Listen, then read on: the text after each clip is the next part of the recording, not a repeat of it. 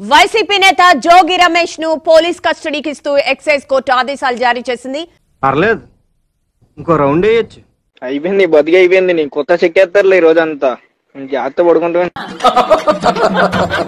కానీ ఒక మంచి ఏమరా అంటే పాపం జోగి రమేష్ గారు అయితే జాక్పాటు కొట్టినారు. మళ్ళీ ఖచ్చితంగా ఎమ్మెల్యే అవుతాడు, మంత్రి అవుతాడు. మొదటి దానికి మొగుడు లేడు, కడదానికి కళ్యాణం అని.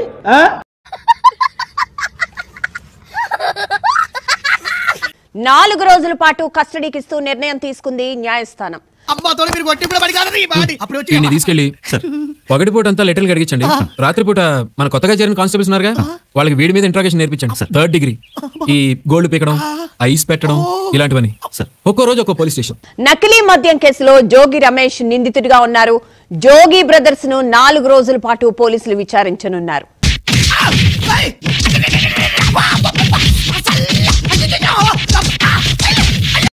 నకిలీ మద్యం కేసుకు సంబంధించిన కీలక వివరాలను రాబట్టనున్నారు.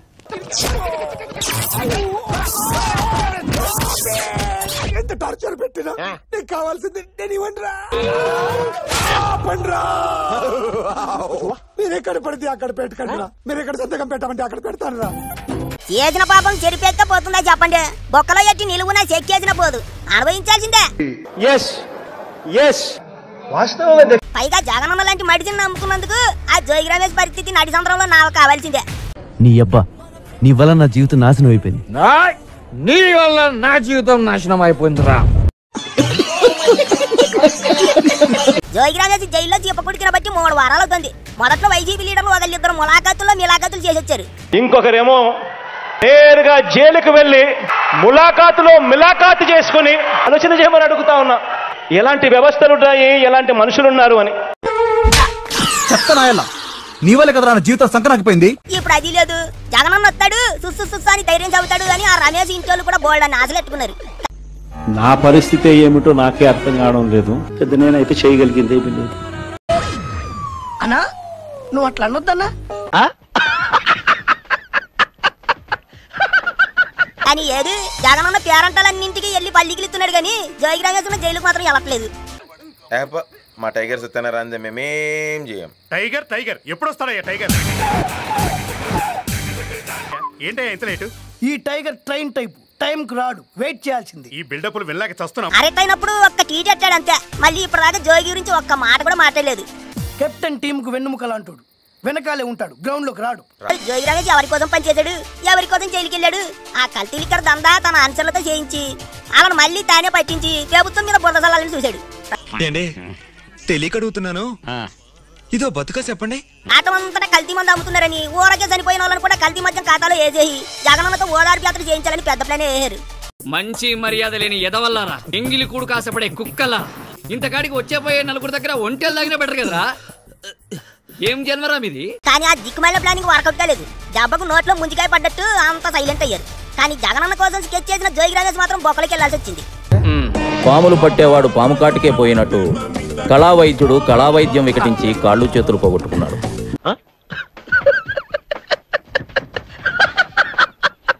తన కోసం చీపకూడి తింటున్న జోగిని జగనన్న కనీసం పట్టించుకోవడం లేదండి బాబా. చెరువు ఎండిపోయి చేపలేడుస్తుంటే గద్దొచ్చి ఏంటి సగం సేపు వెళ్ళిపోతావేంటి? గద్దొచ్చి గుడ్డు మింగిందని సామెత. అట్ట అదే జనాన్ని వేసుకుని వెళ్ళి రప్ప పోస్టర్లు గట్టా చూపించుకుంటూ ఓసారి పరామర్శ యాత్ర చేస్తే ఏటవుద్ది అని వైసీపీ వాళ్ళే తీసుకుంటున్నారట. ఇప్పుడు నువ్వేమైనా వాళ్ళకైనా భోజనం పెడతావా? నువ్వేమైనా వాళ్ళని ఏమైనా చూసుకుంటున్నావా? నీకేం బాధ? నాకు లేని బాధ నీకెందుకు బాధ? అన్న అధికారంలో ఉన్నప్పుడు జోగి రమేష్ ని ఇచ్చలైడిగా వాడాడు. బాప్ 1 నంబరి, బేటా 10 నంబరి. మంత్రి పోయి చిత్తానంటే ఏటి కావాలన్నా చేస్తాడు, ఏటి వాగమన్నా వాగేస్తాడు అని ఆ వీక్నెస్ ను వాడుకుని చంద్రబాబు ఇంటి మీదకి దాడి కల్పించారు. అసెంబ్లీలో త్రిపులను ఘోరంగా తిట్టించారు. అవన్నీ చూసి విని అప్పట్లో జగన్ బలే సంబరపడ్డాడండి బాబా.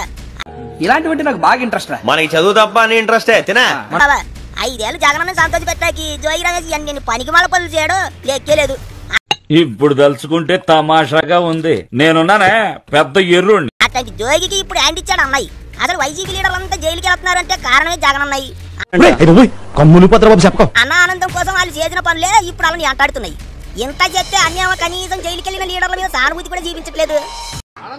వెళ్ళి అని కొట్టాలని ఉంది. ఇప్పుడు వెళ్తున్నా ఆయన కొట్టిన తర్వాత మళ్ళీ వచ్చి మీకు ఇంటర్వ్యూ ఇస్తాం.